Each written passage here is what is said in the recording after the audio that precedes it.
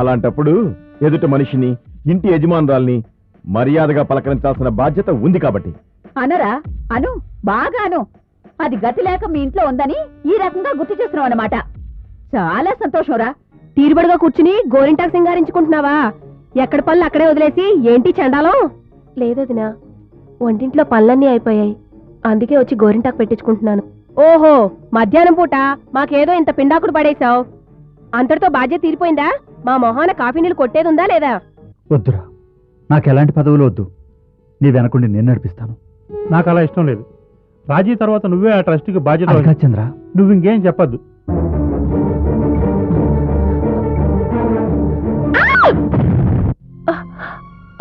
ఓర్చుకోండమ్మా, ఓర్చుకోండి, తగ్గిపోద్ది, ఓర్చుకోండి.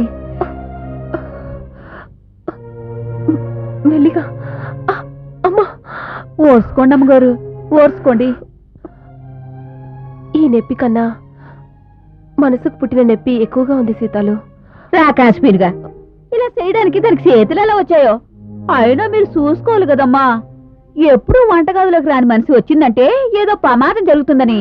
అసలు అసలు వీళ్ళకి నేనేం ద్రోహం చేశానని నన్ను ఇలా హింసలు పెడుతున్నారు? అటంటోళ్ళతో మంచిగా ఉండడమే మీరు చేసిన తప్పు. ఒక్కసారి ఎదురు తిరగండి, అటో ఇటో తేలిపోద్ది. అలా ఎదిరించాలంటే ఎంతోసేపు పట్ట సీతాలు, కానీ దానివల్ల వాళ్ళలో దుర్మార్గం ఇంకా పెంచిందానవుతాను. మాట్లాడకుండా వాళ్ళు పెట్టే కట్టాలు భరిస్తే మంచోళ్ళు అయిపోతారని మీరనుకుంటున్నారా? సహనంతో సాధించలేంది ఏదీ లేదని నాకు అనిపిస్తుంది. పైగా అమ్మలాంటి అత్తగా ఎదిరించడానికి నాకు మనసు రావడం లేదు. అదీ కాక ఆయన మొహం చూసి వాళ్ళ ఆగడాలు భరించాల్సి వస్తోంది. మీరు చాలా పొరపాటు చేస్తున్నారు అమ్మగారు. మీరు ఈ విషయంలో ఊరుకుంటే కుదరదు. ఏం చేయమంటావే? ఈసారి సాక్షి ఉంది కాబట్టి ఐగోరు రాగానే మీ చేయి చూపించి జరిగింది చెప్పండి. అలా చేస్తే ఐగోరు వాళ్ళ భర్త పడతారు. అంటే కొడుకు చేత వాళ్ళ అమ్మగారిని అక్కగారిని మెడపెట్టి బయటికి గెండించమంటావా? అలా చేస్తే మనకు సంతోషంగా ఉంటుందా? లేదంటే ఏదో రోజు మీ మీద ఇంకా దారుణం చేస్తారు. అప్పుడు ఈ దారుణాలని చెప్పనందుకు నట్టపోయేది మీరే కదా. పర్వాలేదు, పర్యవసానం ఎలా ఉన్నా సరే ఈ సంఘటన మాత్రం ఆయనకు తెలియడానికి వీల్లేదు. ఒకవేళ నువ్వు చెప్పావంటే నా మీద ఒట్టే సీతాలు. సరే, అలాగేనమ్మా.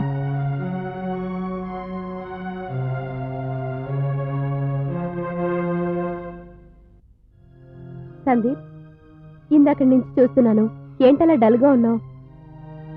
మనకు కావాల్సిన వస్తువు చేజారిపోతుందేమో అని దిగులుగా ఉంది. ఏ విషయం మాట్లాడుతున్నావు? మన విషయమే. మన విషయంలో నీకు దిగులా? అవును ఐశ్వర్య, మీ నాన్నగారిని మనం నమ్మినంత ఈజీగా మా అమ్మ నమ్మడం లేదు. మీ నాన్న ఎదురు పడితే చాలు మా అమ్మ మండిపడిపోతుంది. అయితే ఏముంది, వాళ్ళిద్దరూ ఏ మాట మాట్లాడుకోకుండా మన పెళ్లి జరిగిపోతుందా? సందీప్, కల్లో కూడా ఆ మాట అనొద్దు. నేను నిన్నొదిలి ఉండలేను. నా పరిస్థితి అంతే కదా ఐశ్వర్య. కానీ అమ్మ చెప్పందే మన పెళ్లి జరిగిపోతుందా? అసలు అసలు ఈ మాట అంటుంటేనే నా గుండె అవిసిపోతుంది. సందీప్, నాలోంచి సగం ప్రాణాన్ని బలవంతంగా పైకి తీసే ప్రయత్నం చేయొద్దు. నేను మనస్ఫూర్తిగా నిన్నే నా నీడుగా భావించాను. నువ్వు పైకి చెప్పేశావు, నేను లోపలే దాచుకుని కుమిలిపోతున్నాను. అయినా మన ఇద్దరు ఎప్పటికప్పుడు కలుస్తావు ఐశ్వర్య. మన పెద్దలు వాళ్ళ మనసులు మార్చుకుంటారు, మన బాధ అర్థం చేసుకుంటారు. ఒకవేళ అలా జరగలేదనుకో, అప్పుడు? లేదు, వాళ్ళు మన ఇద్దరిని కలిపే రోజు వస్తుంది అని నీకనిపిస్తోంది. కానీ నాకు మాత్రం మా డాడీని రాజీ అంటే ఎప్పటికీ క్షమించదనిపిస్తోంది. మీకు మా నాన్నగారు చేసిన ద్రోహం అలాంటిది మరి. అదే అదే ఐశ్వర్య, పదే పదే మీ నాన్నగారిని చూస్తే మా అమ్మకి ఆ విషయమే గుర్తొస్తుంది. అయితే వాళ్ళ అనుమతి లేనిదే మనం కలవలేమా? అంటే పిరికితనంతో పారిపోదామన్నా నీ మాటకు అర్థం? కాదు, నేను మీ అమ్మగారి కాళ్ళు పట్టుకుంటాను, అర్థిస్తాను. నాకే పాపమో తెలీదని ఆంటీకి తెలుసు కదా. ఐశ్వర్య, అదే చేద్దాం. కాకపోతే కొన్ని రోజులు ఓపిక పడదాం. సరే, నీ ఇష్టం. ఇక వెళ్దామా?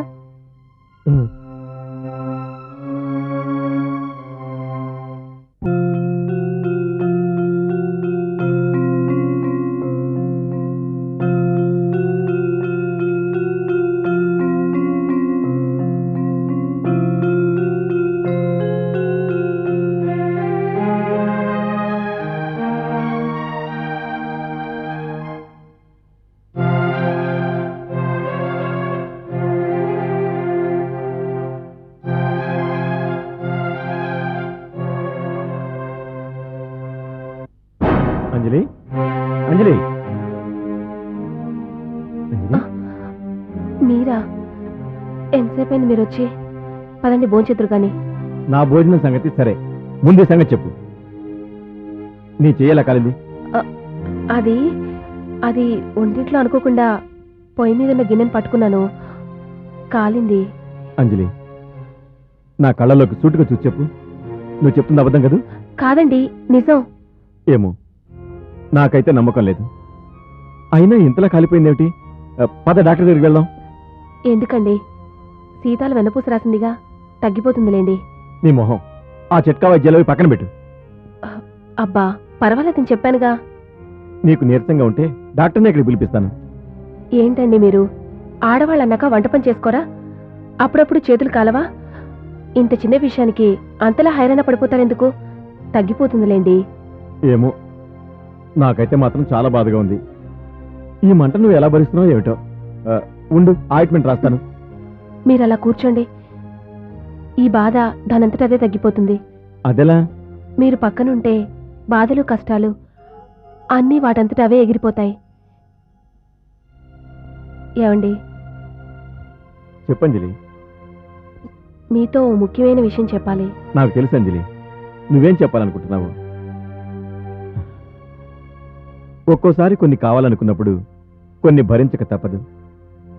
అందుకే సందర్భాన్ని బట్టి ఎదుటివారి మెంటాలిటీస్కి అనుగుణంగా నడుచుకోవాలి. అలా అని లైఫ్ అంతా అడ్జస్ట్ అయిపోమని కాదు నా ఉద్దేశం. మీరు చెప్పేది నువ్వు మనసులో అనుకుంటున్న విషయం అదే. మా అమ్మ గురించి, అక్క గురించి అలా అని నేనెప్పుడు నువ్వెప్పుడు చెప్పలేదు. నువ్వు చెప్పినా చెప్పకున్నా నాకు ఫేస్ రీడింగ్ తెలుసు. పెద్దవాళ్ళు కాబట్టి చేదస్తం సహజమే. అందుకే అమ్మ విషయంలో నువ్వే సర్దుకుపోవాలి. ఇక మా అక్కయ్య విషయానికి వస్తే ఆవిడెప్పుడు అంతే. దాని గురించి నువ్వేం పట్టించుకోనక్కర్లేదు. నీకే ప్రాబ్లం ఉన్నా నాతో డిస్కస్ చేయి, అంతేగాని అక్కయ్య అమ్మాయి ఏమనంటే అవమానంగా ఫీల్ అవద్దు. లేదండి, ఒకవేళ ఇలాంటి చిన్న చిన్నవి ఎప్పుడైనా ఎదురైతే ఇవి నా జీవితంలో ఎదగడానికి ఉపయోగపడే అనుభవాలు అనుకుంటానే కానీ అవమానాన్ని మాత్రం ఎప్పుడు అనుకోను. అమ్మయ్య, ఇప్పుడు నా గుండె బరువు తగ్గిపోయింది. నా నొప్పి కూడా తగ్గిపోయింది. పదండి భోంచేద్దాం. పద.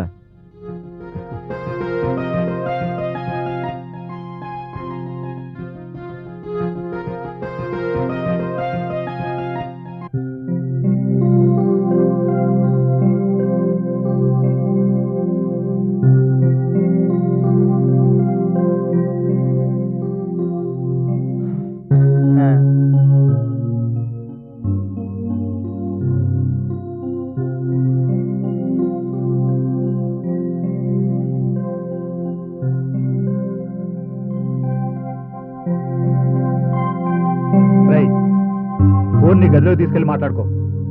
ఇక్కడ ఐశ్వర్యకి డిస్టర్బెన్స్ కదా? దానికి డిస్టర్బెన్స్ ఏంటండి? మీ ఎదురుగా చదువుతున్నట్టు బెల్లపిస్తుంది అంతే. నీ మొహం, నాకు నెక్స్ట్ మంత్ నుంచి ఎగ్జామ్స్ ఉన్నాయి, అందుకే చదువుకుంటున్నాను. కావాలంటే నాన్నగారిని అడుగు. నాన్నగారు మీరే చెప్పండి, మా ఇద్దరు ఎవరు ముందొచ్చారు? నువ్వే ముందొచ్చి కూర్చొని చదువుకుంటున్నావు. మరి వీడేంటి ఇలా మాట్లాడతాడు? రేయ్, నీ గదిలోకి పో. అలాగేలేండి, పోతాం. మాకు ఇక్కడేం పని? పోతాం.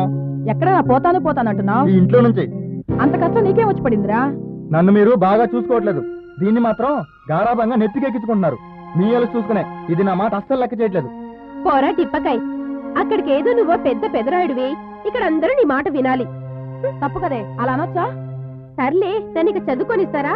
చదువుకో తల్లి, బాగా చదువుకో. నువ్వే బాగుపడు. ఏమండి, మీరు చంద్ర వాళ్ళ ఇంటికేసి ఏమైనా వెళ్తున్నారా? సాయంత్రం వెళ్తాను. ఏమీ లేదు, విజయ వాళ్ళ అమ్మగారు నాకు గోంగూర చట్నీ ఇస్తానన్నారులే, తీసుకురండి. వేళకోళం ఉందా? నీ కళ్ళకి నేను చట్నీలు పోసేవాళ్ళ కనిపిస్తున్నానా? చాచా, అవేం మాట్లాడండి. సర్లే, ఐశ్వర్య తెచ్చి పెడుతుందిలే. నాకు ఎగ్జామ్స్ ఉన్నాయి, నేను చదువుకోవాలి. ఆ సిద్ధుగాడు ఖాళీగా తిరుగుతున్నాడు కదా, వాడితో తెప్పించుకో. అయినా విజయవాడ అమ్మగారి ఖాళీ ఎక్కడ ఉంటుంది? అక్కడ విజయ సేవలే కాకుండా నీకు కూడా సేవలు చేసి పెట్టాలా?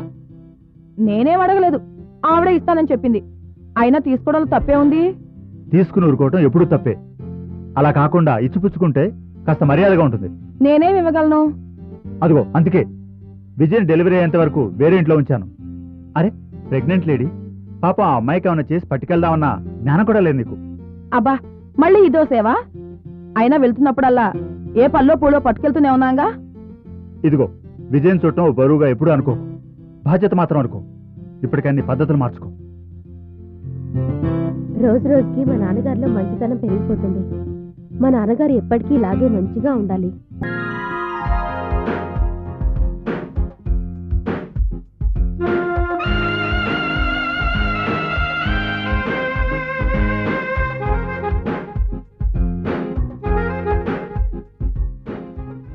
ఏంటండి అలా చూస్తున్నారు? ఏ చూస్తే తప్ప? ఇబ్బందిగా ఉంటుంది. నాకు మాత్రం బాగుంటుంది. అలా చూసే బదులు ఏమైనా మాట్లాడొచ్చుగా. నేను కాదు, నువ్వు మాట్లాడితేనే నాకు వినాలనుంది. ఎందుకంటే ఇన్నాళ్ళు మా వాళ్ళంతా ఇంట్లో ఉన్నారు కాబట్టి నీతో ఏకాంతం కుదరలేదు. కాసేపు ఎటైనా తీసుకెళ్దామన్నా నువ్వు రావడానికి ఇష్టపడలేదు. ఇప్పుడు వాళ్ళు 4 రోజుల వరకు రారు. అప్పటి వరకు మన ఇద్దరమే, మనదే ఈ ప్రపంచం అంతా. చాలు చాలు ఆపండి. మిమ్మల్ని వదిలేస్తే ఎక్కడెక్కడికో వెళ్ళిపోయేలా ఉన్నారు, ఏదేదో మాట్లాడేలా ఉన్నారు. నేను ఇలా మాట్లాడడం నీకు ఇష్టమేగా? 4 గోడల మధ్య మాట్లాడుకోవాల్సిన మాటలు నలుగురు మధ్య మాట్లాడుకోవడానికి నాకు కష్టంగా ఉంటుంది. అందుకే నువ్వు నాకు నచ్చుతావు. ప్రతిదానికి కొన్ని పద్ధతులు పాటిస్తావు. సంస్కారంగా ఉంటావు, సభ్యతగా మాట్లాడతావు, సహనంగా నడుచుకుంటావు. మీరు నన్ను చాలా ఎక్కువగా పొగిడేస్తున్నారు. పైకి మీకు కనిపించే లక్షణాలతో ఎందుకు అంచనా వేస్తారు? నా మనసుకు నచ్చిన నీ మీద నాకు ఆ పాటి నమ్మకం ఉంది. నీ గురించి ఎవరేం చెప్పినా నేను వినను, నమ్మను. ఈ విషయంలో నేను చాలా అదృష్టవంతురాల్ని.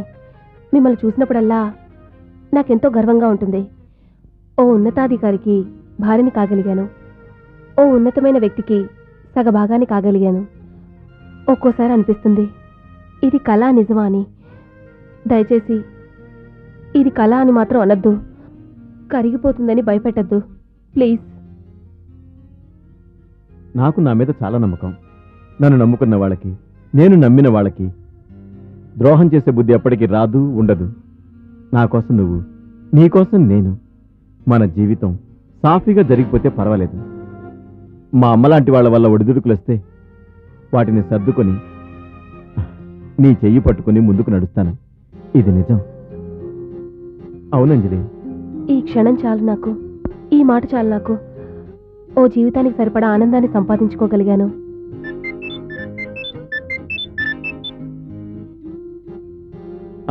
నేను ఆదిత్యనే మాట్లాడుతున్నాను. చెప్పండి. ఏంటి, ఆ ఫైల్ ఇంకా నా టేబుల్ మీదకి రాలేదా? వాళ్ళెందుకు మీరు ఫోర్స్ చేయలేదు? రేపే అది హెడ్ క్వార్టర్స్కి చేరుకోవాలి. ఇప్పుడు మీరేం చేస్తారు? అయినా వర్క్ అంటే అంత నిర్లక్ష్యం ఏంటి మీకు? అంజలి, ఇప్పుడే వస్తాను.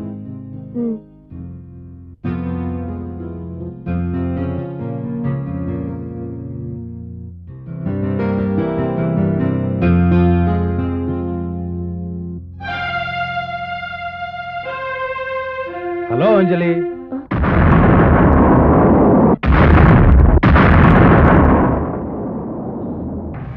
బాగున్నావు అంజలి? పెళ్ళయిందటగా? మరి నాకు చెప్పలేదే?